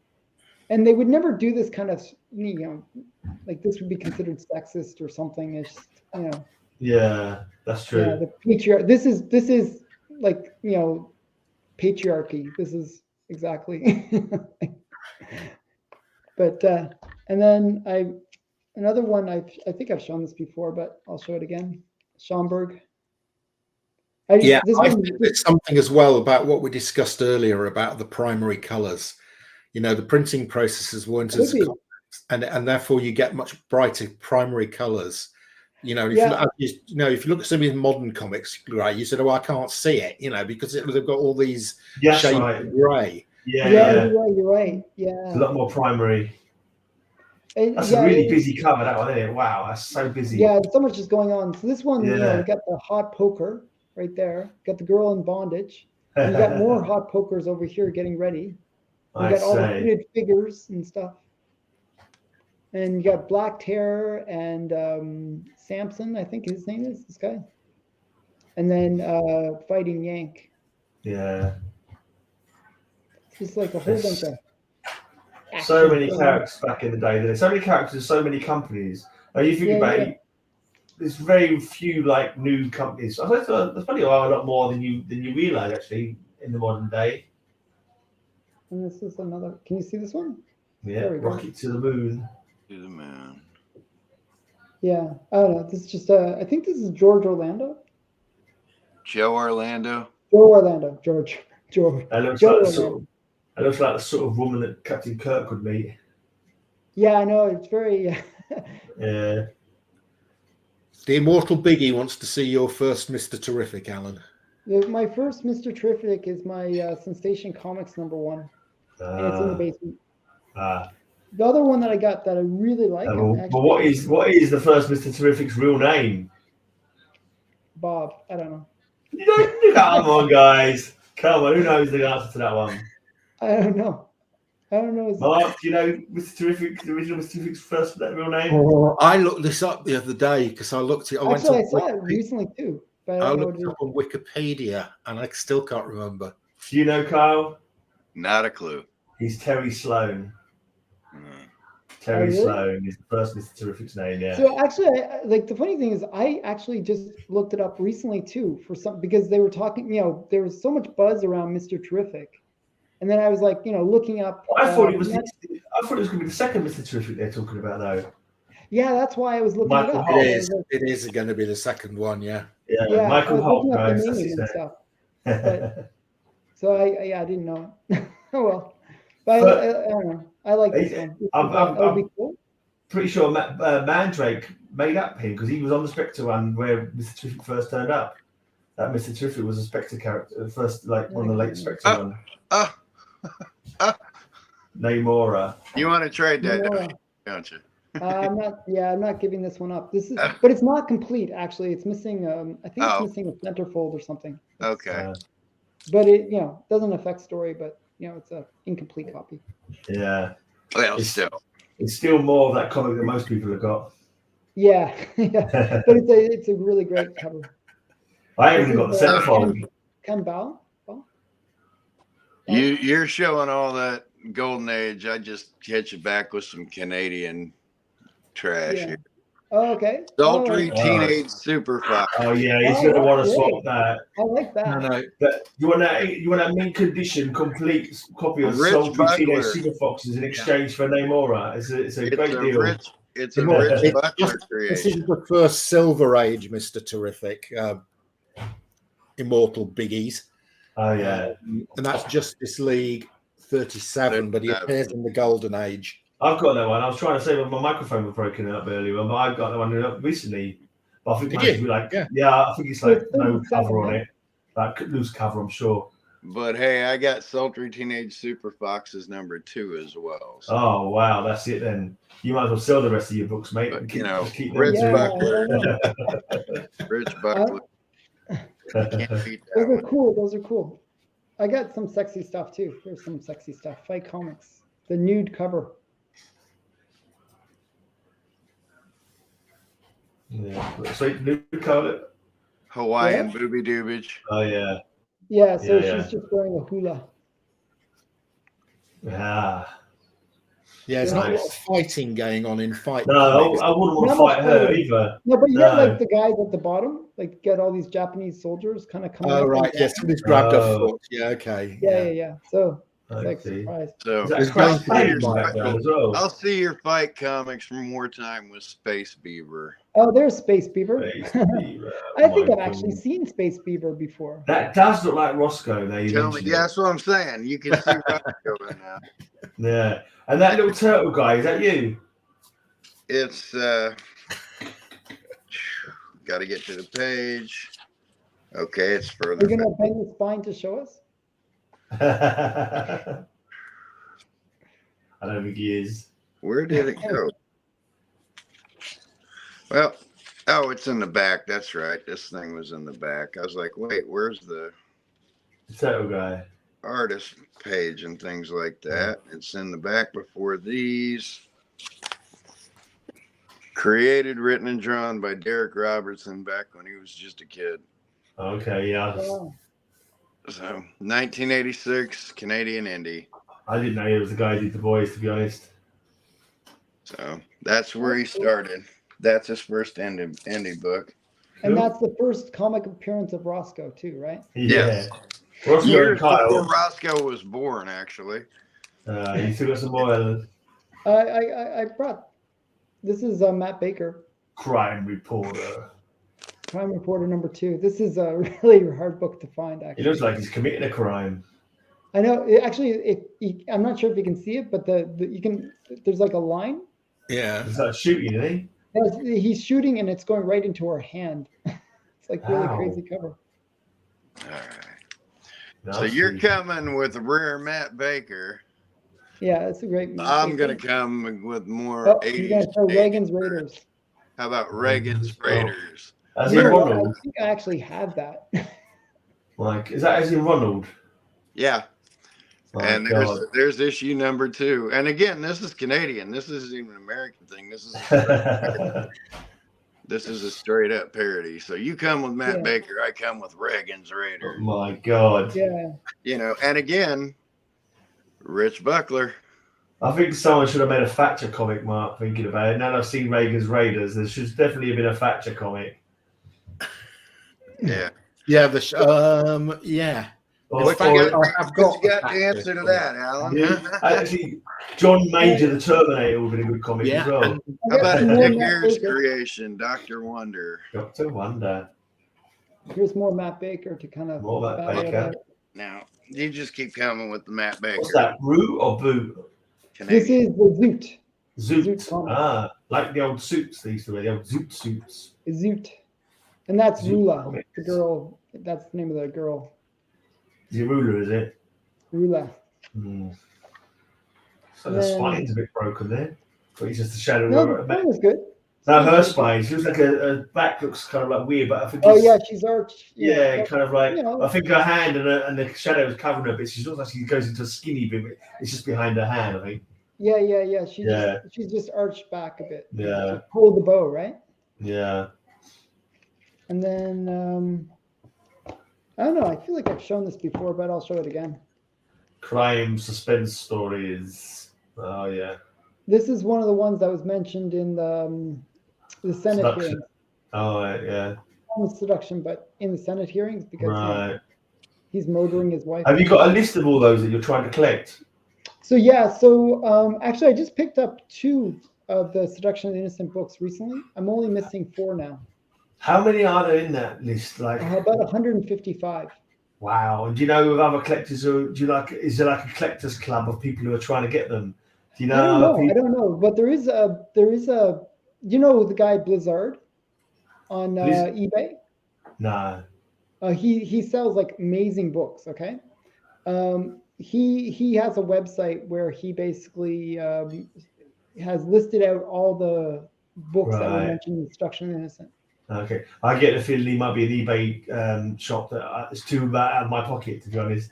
I get the feeling he might be big. He's coming with the Seduction of the Innocent stuff, so I'm gonna come back with this. The Texas Chainsaw Samurai. Oh yeah. Oh yeah, I know that book. Terrifying, funny comic ever. Again. Oh, we got the Invisible Man comic from Mark. Well, there you go. That's a good one. That is. He's done a good job there. The Invisible Man. Oh no, there he is. Sorry. Oh, there he is. Chair. I thought you were showing your Invisible Man comic then, mate. I'm going to show some American President comics. It's just an empty chair. Oh wow. There's one in the eye for Trump. Yeah. I've actually got a I've got a colouring book where with a parody on the cover of Trump as the Hulk and like I've got that Wolverine. one as well. Yeah. You got that one? Yeah. If you want that one, Carl, by any chance for a trade at some point, I'll put it aside for you. Pass. Okay. There's a really great Zombie Trump cover. Zombie Trump. Yeah, I like Zombie Trump, but you've got an eclectic taste, Alan. No one can say that you're a one-trick pony. That's for sure. You know, here's a kind of a cool one. This one I like a lot. This cover. This is so he's like this guy right here. Yeah. He's blind, and he's like doing like a like a newsstand kind of thing. Yeah. And this other guy is like stealing the money from him. Huh.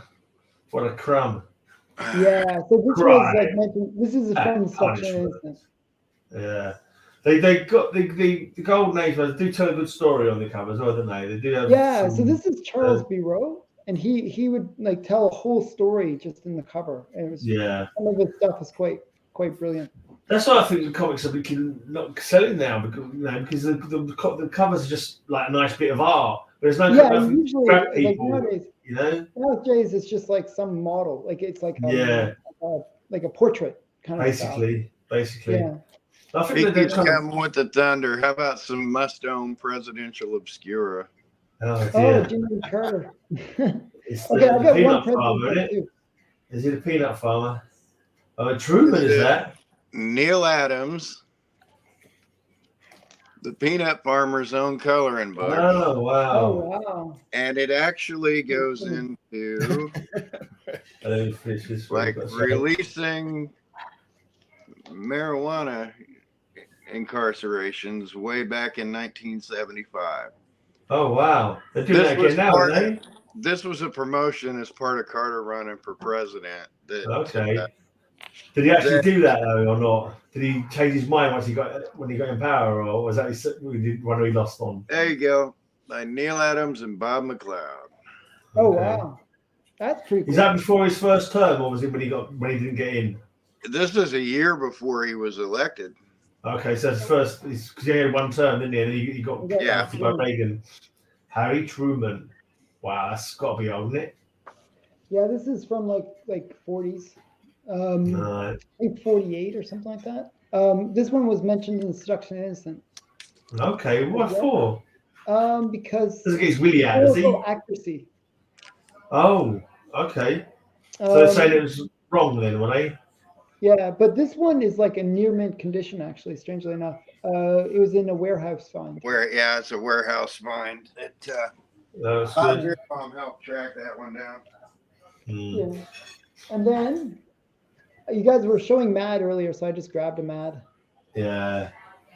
This is actually a really cool one. This is the first appearance of Super Duper Man. Oh, okay. So, I don't know. It's Yeah, bad so- number 4. What number is that? Number 4. I'm going to go Snap because I've got the UK Mad at number 4 just sat in front of me. Oh, that's from much later. Yeah, I know. So this is the UK. So a company called Thorpe and Porter in the UK began reprinting Mad. I have that book actually. The they US actually version of that.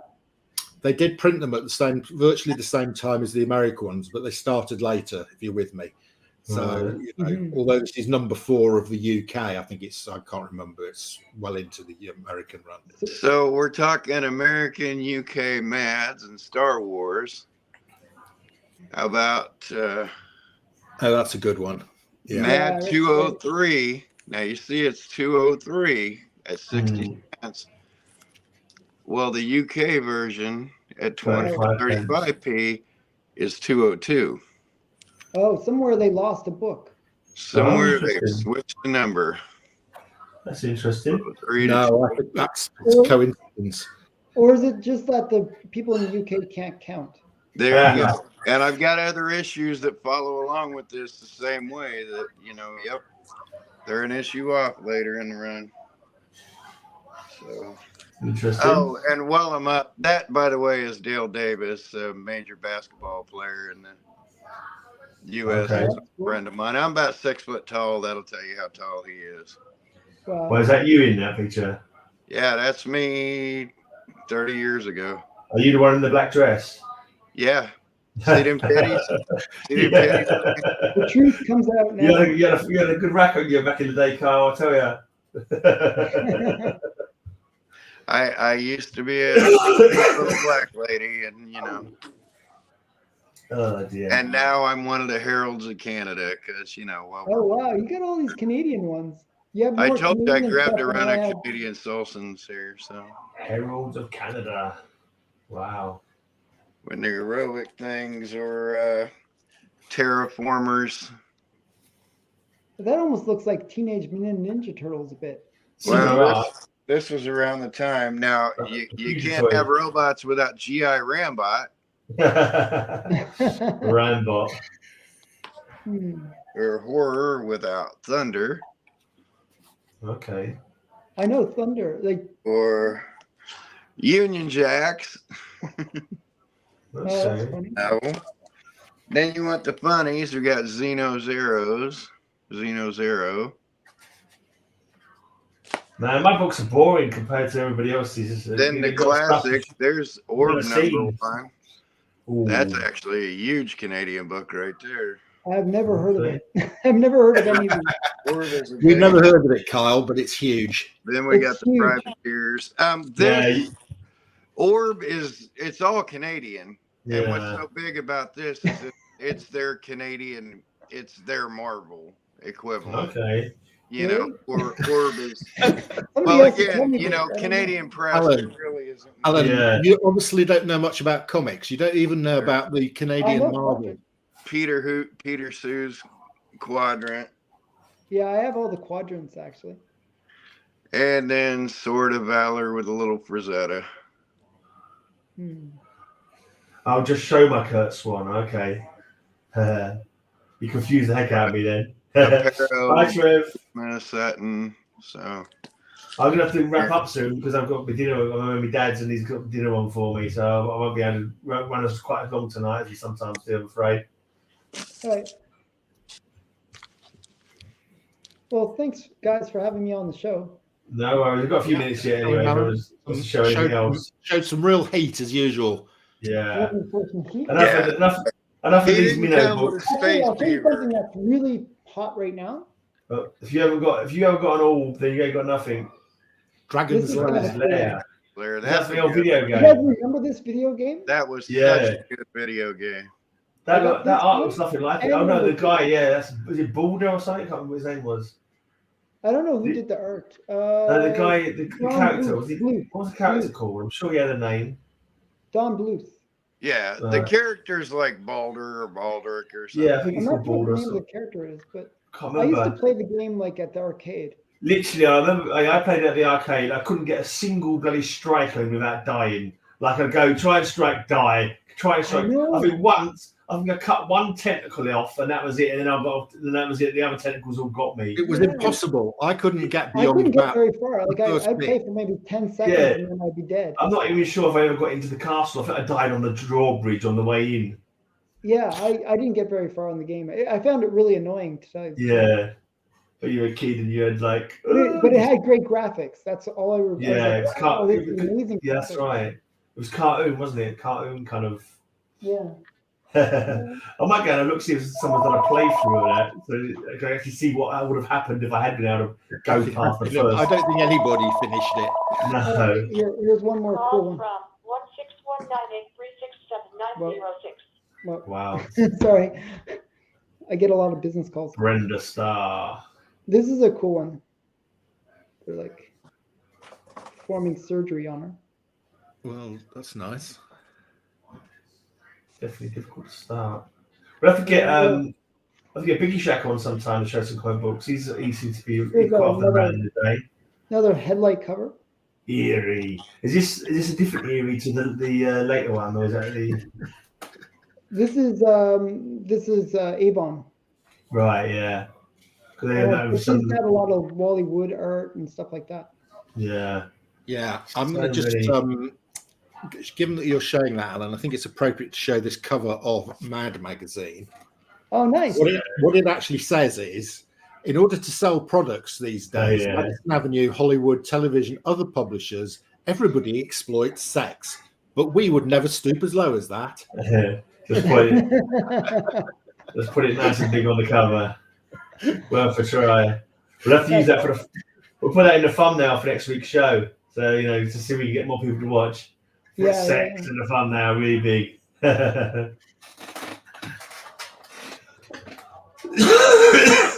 I don't think since this week, tomorrow's Thanksgiving. I was gonna say next week's like Thanksgiving. Yeah, tomorrow. I Do you think guys have Thanksgiving in England? No. no. What are we saying thank you for? That we no longer own the United States? No, exactly. I think Thanksgiving is when they landed, though, isn't it? I think Thanksgiving is Yeah, more. it's to do with the landing, yeah. Yeah, and subjugating their first tribe. I think that's they're celebrating there, isn't it?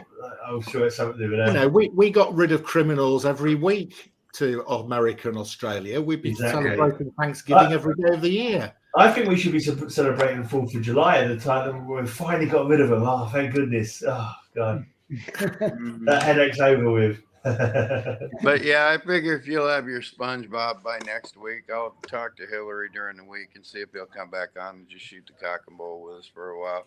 Yeah, I should have my full SpongeBob when my stack arrives. Yeah. We need to get a few more randomers on here as well. Maybe I don't know, whatever. Whatever happens. It's open invite anyway. If anyone wants to come on, they're open to come on.